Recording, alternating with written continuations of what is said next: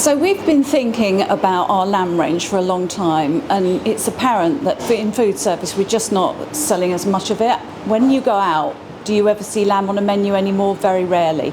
And that's really due to cost. So we're looking at what we can do to bring in something that means a whole meat option isn't missing from the menu, and that's why we're launching our new range of mutton. So we've got a really comprehensive range of products. So from the traditional legs, shoulders, mince and dice, we've also got cannons, we've got French trim racks, long bone racks, several other products like TTS, which is top side, top rump and silver side, which can be used for roasting. So lots of different varieties here. The products are actually really high quality, so they're highest quality mutton that you can get in the marketplace today. We've worked really closely with the supplier. It's all British Red Tractor. My favourite is the cannons. They're absolutely superb. They're really lean. They're beautiful to present on a plate. Sliced through, cooked medium rare, they're superb.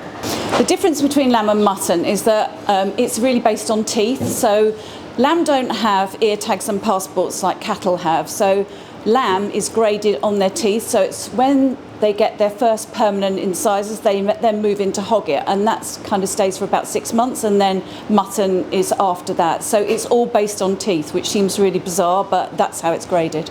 So looking at price, obviously this is key, and at the moment it's probably about 20% difference in the market at the moment between the cost of lamb and mutton, which makes it so much more affordable.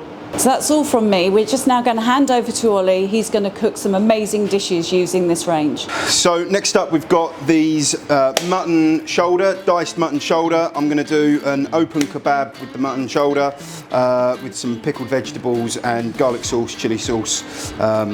So let's get cracking on it. So we've got this delicious diced mutton, which comes in really handy. Coat that all up, and then we're going to drop it into the frying pan, sear it off, and I'm going to braise it in a rich and rustic tomato sauce with a little bit of rosemary.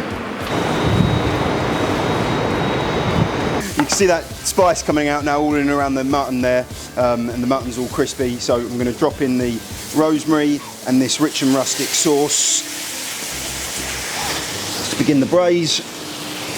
And then we're going to bring that up to the boil, and then we're going to drop it into the oven about 160, and again for probably about 2 hours. So we're going to serve this open kebab on these really authentic 12-inch Kobe's breads.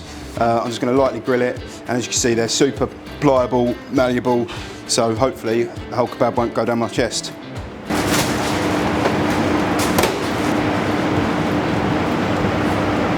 So that's our mutton shoulder braise that's done now. So we'll let that cool slightly, but we'll build the kebab alongside it. So I'm going to serve this with a little bit of chopped vegetable mix. This is actually an Asian slaw mix, so it's got some carrots, some cabbage, some onion in that. So I'm going to drop that into our kebab, and I'm going to put the sauce over the top of that.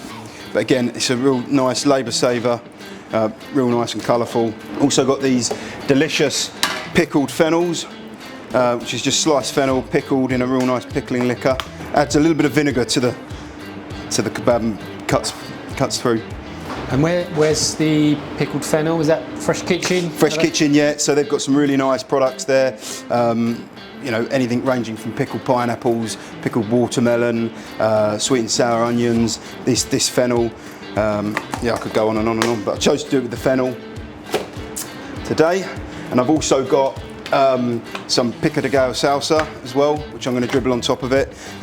So that is, again, super efficient, labour saving, high quality product. It's tomato, onion, a little bit of chilli, and coriander through that. Drop some of this mutton shoulder over the top of this.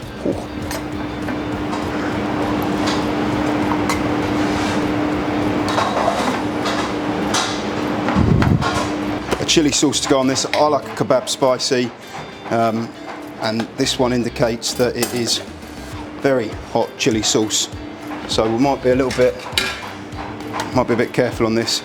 Some of the people waiting in the wings might not like it that spicy, so I'm going to dribble that's all over that. A little bit of garlic mayonnaise over the top. Pico de gallo salsa. Do you know what that means in Spanish? Go on, I'm sure you're going to tell me, chef. I think it means hen's beaks or something like that. Christ. Don't ask me why I know this. Hen's beaks. Or rooster's beaks. There you go. And I'm just going to drop a little bit of coriander over the top of this. Rustic, torn off.